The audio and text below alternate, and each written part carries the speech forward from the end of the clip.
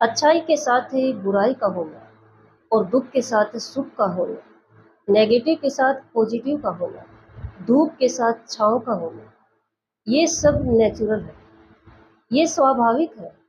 और इसका सबसे बड़ा एविडेंस है जब समुद्र मंथन किया गया तो अमृत के साथ जहर का निकलना।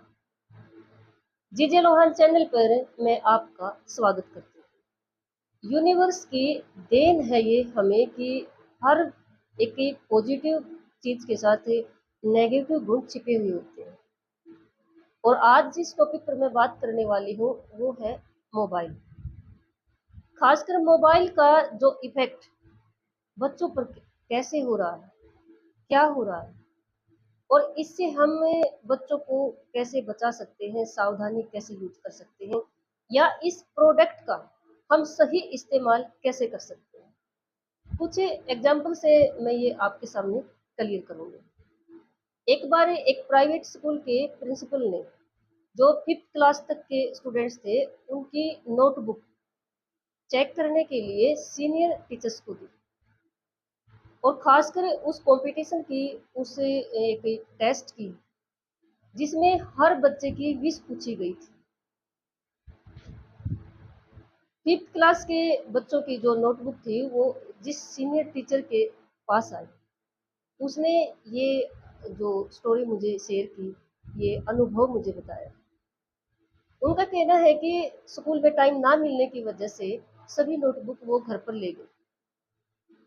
शाम के समय चाय चाय हो जाने के बाद जब वो चेकिंग कर रही थी तो उसके सामने एक बच्चे की ऐसी नोटबुक आई जिसने अपनी विश में लिखा कि मेरी विश है कि दुनिया से, हर घर से मोबाइल खत्म हो जाए।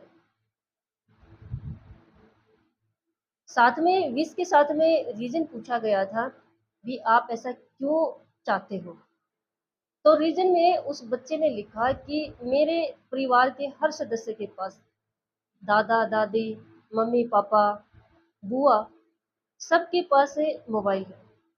कोई मुझे टाइम ही नहीं देता है, कोई मेरे साथ खेलता ही नहीं है। सब या तो अपने काम में बिजी होते हैं या फिर मोबाइल में। काम करना तो हमारा हक है। एक छोटे से बच्चे की लैंग्वेज बता रही हूँ। उस बच्चे का कहना है कि काम करना हमारा हक है, लेकिन काम के बाद जो टाइम हमने अपने साथ स्पेंड करना चाहिए, बच्चों के साथ स्पेंड करना चाहिए, वो मेरे परिवार वाले नहीं कर रहे हैं। और मुझे लगता है कि ये सबके घरों में ऐसा ही है। जो लैंग्वेज मैंने आपको बोल के बताई ये 5th क्लास के स्टूडेंट की थी। टीचर हैरान थी एक छोटे से बच्चे के ऐसे विचार। और जब वो टीचर ये चेकिंग कर रही थी, हॉल में बैठे हुए थे उसके सास ससुर, उसके हस्बैंड, वो भी हॉल में ही थे। जैसे ही वो उनकी तरफ देखती है तो सबके हाथों में मोबाइल था। और वो समय उनका एक फैमिली समय होता है। काम के बाद हम इकट्ठे बैठते हैं तो वो फैमिली समय ही होता है। उस समय पर परिवार के हर सदस्य के पास मोबाइल था। टीचर मन ही मन सोचती है बच्चे ने गलत कुछ नहीं लिखा। लेकिन एक तजुर्बे की बात, अचंभे की बात ये है कि एक 5th क्लास के स्टूडेंट की ये विचारधारा, ये इफेक्ट हो रहा है मोबाइल का। एक दूसरा एग्जांपल लेते हैं। एक बच्चे की जो घर में हमेशा ही दूसरों के, अपने परिवार के सदस्यों के हाथों में फोन देखता रहता था, उसकी विश हमेशा घर में ये रहती थी कि मुझे फोन मिल जाए, मोबाइल मिल जाए। सबके पीछे पीछे घूमता था। घर का कोई भी सदस्य फोन दे दो चाहे। और इसके लिए वो एक ड्यूटी भी पूरी करता था। कोई काम कहता था तो बदले में कहता था मैं आपका ये काम कर दूंगा, क्या थोड़ी देर आप मुझे फोन दे दोगे। ये धारणा, ये विश उस बच्चे की कैसे बनी? अपने परिवार के सदस्यों को देखकर बनी। हर किसी के पास मोबाइल, हर कोई अपने मोबाइल में बिजी। और बच्चा चाहता कि ये मुझे भी मिलना चाहिए। क्योंकि जब वो देखते हैं तो बच्चे भी कई बार साथ बैठ के देख लेते हैं। या बच्चों के लिए भी ये बहुत सारा स्पेशल भी है गेम वगैरह।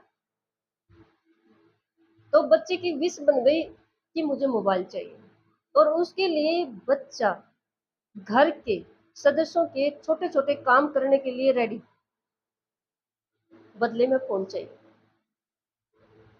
और घर वाले भी कई बार ये गलती करते हैं,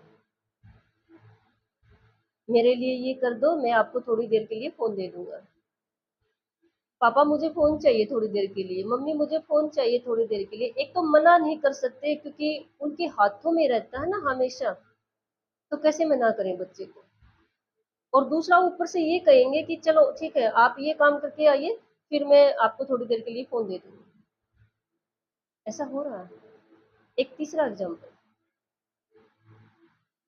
जो हमारे खासकर माँ कर रही है, हमारे समाज में माँ ज्यादा, ये जो सर्चिंग में आई है ये बात, छोटे बच्चे हैं ना, वो रोते हैं, जिद करते हैं, काम नहीं करने देते हैं मम्मी को। तो मम्मी क्या कर रही हैं कि मोबाइल पर सॉन्ग लगाया या कुछ भी वीडियो लगाया और बच्चे के सामने रख देती, या बच्चा 3-4 साल का है तो उसके हाथ में पकड़ा देती और अपने काम करने में बिजी हो जाती है। कई बार इतनी बिजी हो जाती है कि कितना टाइम बच्चे के पास फोन रहा भूल जाती है। एक केस अभी 4-5 महीने हुआ है, स्कूल में एक केस सामने आया था। ये 4 साल के बच्चे को जब स्कूल भेजा गया ना, तो उसको बोर्ड से दिखाई नहीं दिया। बच्चे ने बताना शुरू किया कि मुझे दिखाई नहीं दे रहा। उसे पूछा गया तो ये बात सामने आई कि बच्चे को धुंधला दिखाई दे रहा है। बच्चे के पेरेंट्स को बताई गई ये बात, पेरेंट्स डॉक्टर के पास लेकर गए, तो डॉक्टर ने इस बात को क्लियर किया कि बच्चे को चश्मा लगाना पड़ेगा, और वो भी उम्र भर, क्योंकि बच्चे की जो आंखें थी वो अ, किसी भी इलाज के लिए रेडी नहीं थी। जैसे ऑपरेशन वगैरह होता है ना, उसके लिए बच्चे की आंखों की कैपेसिटी नहीं थी, वो इतनी कमजोर हो चुकी थी मोबाइल की वजह से।